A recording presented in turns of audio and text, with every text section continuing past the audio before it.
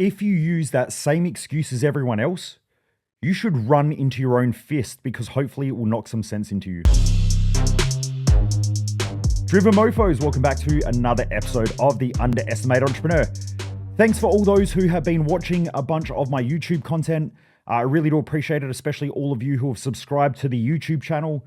I tend to put up extra bonus material up on there. I've been sharing some of the launch for the podcast as well. So there's some really, really cool stuff going up on there. If you haven't followed me on YouTube, make sure you jump across to my YouTube channel and check it out. The link should be in the description down below.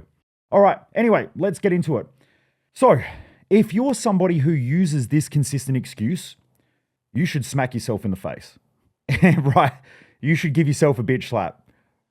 Do not use this excuse because it is one of the worst excuses. If you're a business owner and use this, you deserve to get, smacked out by yourself. It is such a shitty excuse and you should never use it.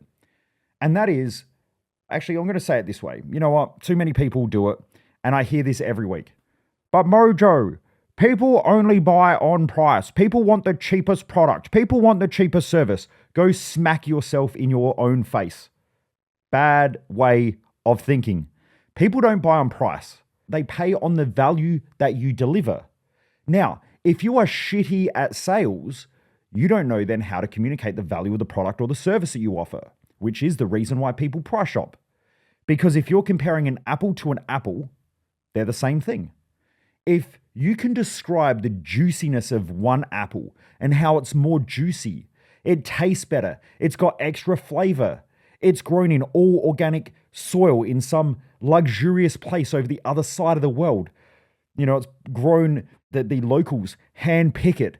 They polish it with a special type of lint-free rag to make sure that it gets the best flavors out of the product. It already sounds better, so it's probably going to be worth more. So with marketing and sales, the idea of marketing and sales is that when we market a product or a service, we are describing the benefits of that product and that service. And to a customer, what we're showing them is the value of that product. So if we can describe the product is better than something else on the market, then they're probably going to want to buy more. If we have a really shitty way of describing it in our marketing and we just describe it like everybody else, then it's going to sound the same as everybody else. So people are going to price shop. They can't differentiate. Now, the job of the salesperson is a salesperson identifies problems, they identify what a customer's looking for, and then they try to figure out what solution that customer needs, and then they sell it to them. And they do that by highlighting benefits, by talking about the features, and by talking about how it helps the customer to get what they want. And the better you are at sales and the more well-trained you are on sales, the more you can do that effectively. The more you do it effectively, the more money you're going to make. So when I hear every day, literally every day, I'm doing sales calls and someone says, but Mojo, everyone price shops. Immediately, I know that person has had they've got a low ability to sell. They've probably done a low level of sales training or if any sales training at all. So I'll give an example. Last week, I was talking to someone who owned an electrical business. In that, I was speaking and they used that excuse, everyone just wants the cheapest price. And I said, bullshit. They don't want the cheapest price. What is it that customer values? You have to find out the value equation inside that customer's mind. Now, they might value safety. So they might want someone that they perceive is safe coming into their home. Why? Because they might have young kids. If they're a single mother of 2 young daughters, they don't want old bogan Dave coming in who's got a mullet, who's got a big beard, hasn't showered for 3 days, who smells like alcohol, who's had a packet of cigarettes in the car before he walks in and stinks. That mother does not want that person inside their house. So not only do they just want the electrical switch or the light switch installed, they want to know that person is safe. So they also value safety. They don't just value the light switch, they value safety. Would they pay a premium to make sure that the person coming to their house is safe? Hell yeah, they would. So they're going to pay more to know that the person's gone through police checks. They're going to want to know that the people who come to their house are well dressed, that they're clean, that they're tidy, that they speak well over the phone, that they're well presented. That there is a premium. They're going to pay a premium for that. If you're an elderly couple, you might want someone who comes, like if you're doing a building renovation, your fear may be that this here is your dream home and it's something that you've looked after. Like my grandparents, their home was everything to them. The gardens were immaculate. The lawns were always mowed. They didn't want a tradie coming over and stomping crap through their house. They wanted to make sure that the people who were coming to do work were clean, were well spoken, could talk them through what was happening around the house. So every day the person stays back. They say, hey, today we installed this. Tomorrow we're coming back and doing this, because they want to feel some sort of comfort, or they want to feel some sort of reassurance. They're going to pay a premium on that. Now, if you value stack those things, you're probably going to get paid more. You know, I have people all the time who come to me and they say, I can get a coach for cheaper. Great. There is a reason why you can get a coach for cheaper, right? You can just talk to ChatGPT, just talk into it and say, hey, I've got a problem, and then let it give you advice. If that's what you want, it's free, right? You just use Google. Just Google whatever the fuck your problems are, and it will give you free advice. But that free advice may not be good advice. So you're going to pay a premium because of the services that get delivered, and also the 20 years of knowledge that I have based on working with tens of thousands of people. So you pay for what you perceive as valuable. Now, when I'm on the phone, some people don't know that. They just go, well, you're expensive and I have someone else who's a friend who's also a coach. Now, the better you are at communicating, the better you are asking the right questions, the better you can sell the product and service. So I might ask some high value questions. For example, I had someone on the phone last week and they said this. They said, look, there's a couple of other courses that I'm thinking about doing. I said, okay, why haven't you joined them yet? You must have some doubt or some hesitations, or else you would have just jumped on and signed up immediately. And they said, well, yeah, actually. Well, here's the thing. Is it going to help me solve my problems? These are my problems, and I'm not sure how it's going to help me solve it. So I went through one by one and I helped them solve their problems. I value stacked and showed them how we could add value to their business. And then I also showed them that there's a return on investment. They're thinking about the cost. Now, what I also know is that most people, when they buy things, they worry about cost. The reason why people worry about cost when they buy things is because they can't sell. I don't worry about cost. I know some of you who have been in my community for a long, long time don't worry about cost either. That's why some of you who have been part of my Business Growth Odyssey program for a while, some of you now have supercars. Some of you now have nice boats. Some of you have bought beautiful houses. Some of you travel business class and travel in style. Why? Because you realize that value isn't necessarily attached to price. Okay. In fact, it's normally the opposite. Normally, cheaper means less value. And so you just got to discover what that is. I'll give you an example. If I hire a staff member and that staff member is $50,000, and let's say they make $100,000 in return, they're essentially creating 100% return on investment. So if I invest $50,000, I get $100,000 in return. Now, I'm just using this as an example, right? Because obviously, if you're an employee, that's not how it works. You've got to pay tax. You've got to pay insurances. There's a whole bunch of other costs associated. But I'm just using this as an example, right? So if I invest $50,000 into this staff member for 12 months and they give a return of $100,000, I've made 100% growth for the business. Now, I can use that money elsewhere, like I can hire more staff and so on. But we'll just keep it simple. If I hire someone, let's say at $100,000 a year, and they produce $1 million in return, can you see that the return on investment is far greater by spending $100,000? Now, what happens is that most people who can't sell, they go, oh, $100,000 is expensive, but which one's more expensive? Is it more expensive spending $50,000 and getting $100,000 in return? Or is it more expensive spending $100,000 in order to get $1 million in return? For me, I know that if I spend $100,000, I make $900,000. If I spend $50,000, I make $100,000, which means I made $50,000. So a $50,000 investment gives me a $50,000 return. $100,000 gives me $900,000 return. When you think like that, you win life. Because I never think about the costs of things. I think about the return on investment. I've been training Jess ever since we've been together. So we've been together now for 16 years. I consistently train Jess on ROI, return on investment. Because as a salesperson, I know that everything is just an ROI.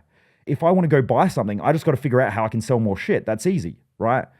The average person goes, well, if I want to buy something, I only have X amount of dollars, and that makes me limited to the amount of money that I can spend. Therefore, I need to buy the cheapest shit because that will mean that I get to buy more shit. And that doesn't work that well. That'll never make you get ahead financially. So return on investment is the thing. I was working many, many years ago with a client of mine. I actually only caught up with him last week for dinner. But he hired me for a day of one-on-one coaching. It was about 10 grand for the day. And he said he was talking to a friend of his, and that friend of his said, shit, that's expensive. It's more than a lawyer. But the thing was, that day, one of his staff members, or that week, one of his staff members dropped a pallet full of tiles, expensive tiles, off the back of a truck. And he lost $10,000 by just that slip in thinking. That staff member lost $10,000 just like this, in that quick. Now, in order to spend that $10,000, he's thinking, shit, that's a lot of money. Like his friend was thinking, shit, that's a lot of money. But it wasn't a lot of money, because if he'd spent $10,000 on my services, and let's just say that I was able to help him manage his staff more effectively, and then he managed his staff to not drop that pallet, he would have been neutral, right? Because he wouldn't have lost the $10,000. So now he's spending $10,000 with me, plus he's got $10,000 of loss because of that broken tiles. So he's now negative 20 grand in. But here's the difference. That ROI, if he had spent that with me 2 years earlier, it probably would have saved his marriage, and that marriage probably cost him anywhere between $5 to $10 million. So now let's talk about the return on investment. If he'd spent $10,000, it probably would have saved him $5 to $10 million. But most people don't think like that. They think about the cost of everything, not the value of everything. And when you think about the value, you think about how it adds value to your life, how it can improve your future, which then has a return on investment. If I can improve my mindset, I become a better person. If I become a better person, then I can make more money. If I can make more money, then I get to live a better lifestyle. The better lifestyle I get to live, the more I get to enjoy life. The more I enjoy life, the more I'm likely to make more money because I enjoy what I'm doing. Therefore, there's always an upside. Most people don't think like that. Okay, it's pretty crazy. But anyway, as all economies tighten, and as the media drives fear, which is where we're at the moment, you'll probably see that there's a little bit of a contraction in the economy. Things are starting to tighten up. The media is talking all this bullshit about cost of living crisis and everything, right? Because the media talk directly to lower class or lower middle class people. They don't talk to upper class. They talk to lower middle class or lower class people. So they hammer this idea of cost of living crisis. So now all of these lower and lower middle class people start to tighten up. They spend less, they stress more, they worry more, they worry about the price of everything, because if I can get something for cheaper, then I can buy more of something. That's okay. If you want to live like that, that's fine. Here's what I think. Great. Cost of living crisis. Perfect. Where's the money? It hasn't gone somewhere. It's just gone into the hands of those who tend to be upper middle class or upper class. So now we redirect our attention to those people. How can we add value to those people? How can we help them more? Or do we create more lower price point products that are cheaper, that are downloadable, so that we can get our message out to more of those types of people and hopefully help them through that journey as well? So we're either going to sell on massive volume with less human interaction, or less volume with higher interaction, which is our business model. So we can do that and we'll still be completely fine. We'll still make shitloads of money. But are you thinking that same way? Are you thinking about how you can make sure that you're in the top of your field when everything's contracting? Most people don't. If you're in your industry right now, whatever that industry is, because there's a lot of business owners who listen to this, are you thinking about, when economies tighten, are you thinking about how you can cement yourself in the market position? The beautiful thing is that as economies tighten, businesses go under. As businesses go under, there's more employees. The more employees or people looking for jobs, great. Because now the cost of employees decreases. So you can have a decrease in wage because economies contract. When they expand, wages go up. So this here is the time when real business owners, those who master their mindset, those who master sales skills, will be the ones who win the game. Because they'll get out there, they'll sell better, they'll sell more effectively, they'll show the value that they offer, they'll get better ROI or better return on investment with their people power. They'll get better ROIs in their business because now wages have gone down. Also, you'll find that unions and stuff like that are pressing less because there'll be greater unemployment. And so you'll start to gain market share. Warren Buffett said this for years. Richard Branson also said this as well. He said something slightly different. But Branson said, if you watch what most people do and you do the opposite, you've got a greater chance of success. One of my favorite quotes.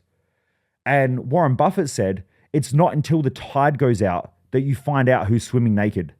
And what that means is that those shit business owners who expanded really, really quickly when times were good, if they haven't developed the skill sets to be able to control the business when everything contracts, they're eventually going to get found out.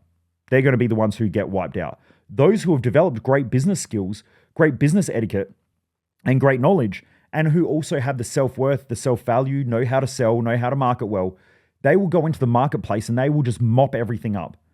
They're going to be the ones who win this game. That's why I love decreasing markets, because in decreasing markets, it is so much better for businesses and people that are growth driven, not so good for those who aren't growth driven and who just rest on their laurels. Those same people who say, oh, I don't need to go and do personal development. I don't need business courses. I don't need business coaches. I'll figure everything out myself. Good luck, motherfuckers. You're going to be the first ones who drown, because when the tide goes out, you're going to be exposed. They're always the ones who come unstuck. But if you can figure it out and you're learning now and you're consistently learning, what will happen is as that tide goes out, you'll be able to swim effectively. Okay? Anyway, that's a shitty analogy, but you get my point anyway. So just remember, as economies tighten and the media drive fear, those who can't sell use price as an excuse as to why they can't get what they want. Those who can sell know that all they have to do is say yes to the opportunity and then figure out how they're going to make the money by adding value back into the marketplace. And the more that they do that, boom, off we go. So develop your sales skills. You have to learn sales if you're a business owner. If you're not a business owner, learn sales. I've been teaching Jess this stuff for 16 years about how to sell herself more effectively. She's an employee essentially in our company. She needs to sell herself on her ideas. So she needs to sell her ideas to me and the team. She needs to sell her time availability to me and the team. She's got to sell how valuable she is to me and the team consistently, because if not, her ideas get shut down. Now, for many of you out there who are listening to this who are employees, if you don't know how to sell, then you don't know how to get your message across to others. You don't know how to show your value and your worth to others. And this is why some people bounce around from business to business to business. They know that they're worth something, they just don't know how to communicate it. So then they quit their job, they move to the next business and they go, oh, well, I'm highly valuable, but they don't really know how to demonstrate it. They don't know how to describe it. So again, you'll just be lucky. Someone might offer you a little bit more money. Then after a little while, you'll bounce again. Someone else will offer you a little bit more money. Whereas if you know your absolute value and you can describe it in detail to a business owner or a manager who's hiring, boom, you're going to get paid well. And you can stay in the same company, which has a great culture or whatever it is, for a long period of time because you know how to sell your value. By the way, if you're with friends and family and you want to go and have a coffee, you have to be able to sell the idea of having a coffee. I was on the phone the other day to my mum, and my mum wanted to go out to a certain restaurant, and I didn't really want to go to that restaurant. So I just sold her on a better option. That's all I did. I sold my mum on where I wanted to go to what restaurant because I made it fit what she valued. And because of that, I got what I wanted, she got what she wanted, and bang, we both win.